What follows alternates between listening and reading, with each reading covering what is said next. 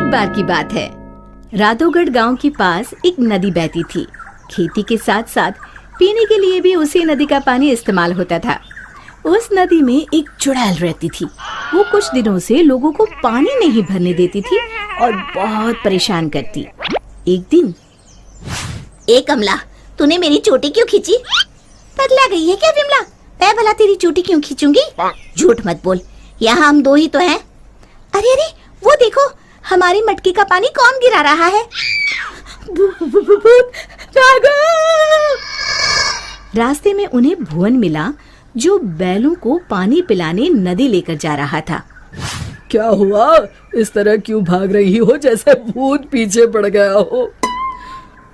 हाँ दादा, भूती है नदी पर, सच में। भक, मैं ही मिला चुहल करने के लिए। दरन हो गई जिनैया मैं कैसी करूं। अरे क्या हुआ? ये बैल पानी क्यों नहीं पी रहे हैं? और मेरी धोती कौन खींच रहा है? कहीं भागो रे। इसी तरह एक दिन रामू वहाँ से जा रहा था। उसने देखा बीच धारा में एक औरत बड़े ही आराम से बैठी हुई है। ए, तुम वहाँ क्यों बैठी हो? अरे बाहर आ जाओ, मरना है क्या?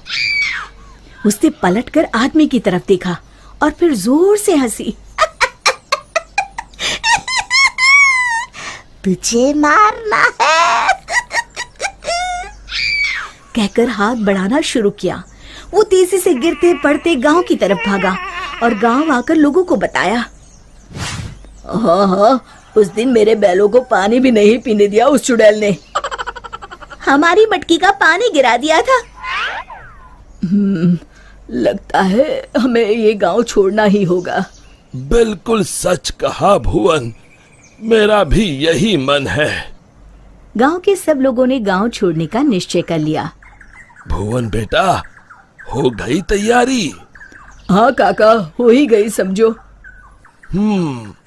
मुझे लगता है क्यों ना हम मुखिया जी के पास चले।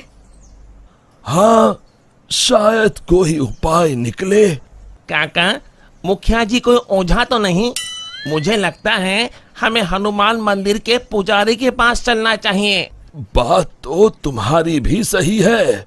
सारे गांव वाले पुजारी जी के पास गए। कहो, कैसे आना हुआ? हाँ पंडित जी, हम नदी वाली चुड़ैल के आतंक से परेशान हैं। आए दिन उसका आतंक बढ़ता ही जा रहा है। मुझे तो लगता है हम सबको भी गांव छोड़कर भागना पड़ेगा। समस्या तो गंभीर है, पर भगवान दयालु है। अवश्य ही कोई उपाय मिल जाएगा। आप ही बताइए, क्या करना होगा? हमें एक हवन करना होगा।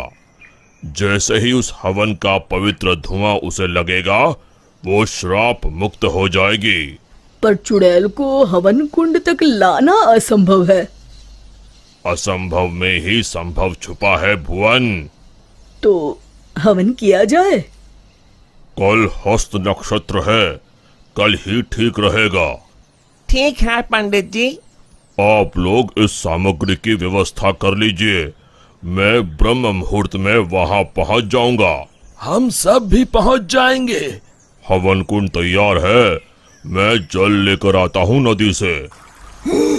किसकी मौत आई है जो मुझे सोते ही जगाने चला आया? चुड़ैल जी, आप सोइए, मैं तो पूजा के लिए जल लेने आया हूँ। ये नदी मेरी है, इसका पानी भी मेरा, समझे? और हाँ, अपनी अकल को प्रसाद के जैसे बांटना बंद करो, समझे? पर क्यों चुड़ैल जी? क्योंकि मैंने ऐसे कहा। अब चुप, एकदम चुप। चुड़ैल जी, क्यों ना एक शर्त लगाई जाए। जो हारेगा उसे दूसरे की बात माननी पड़ेगी। बोलो, मंजूर है?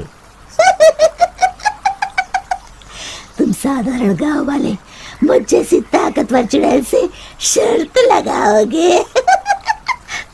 चलो। चुड़ैल जी, पहले शर्त सुन तो लो। जितना तो मुझे ही है, फिर भी बता ही दो। अभी हम यहाँ नदी पर हवन पूजन कर रहे हैं, आपको उसमें आना होगा।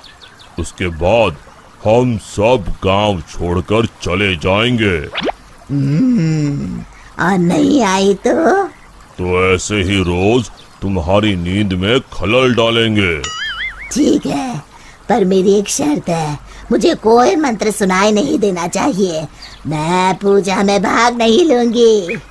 ठीक है चुड़ैल जी, आप बस वहाँ बैठिएगा। चलो। गांव वाले चुड़ैल को देखकर डर गए, पर पुजारी जी ने इशारा किया तो वो शांत होकर बैठ गए। जैसे ही पंडित जी ने आखिरी आहुति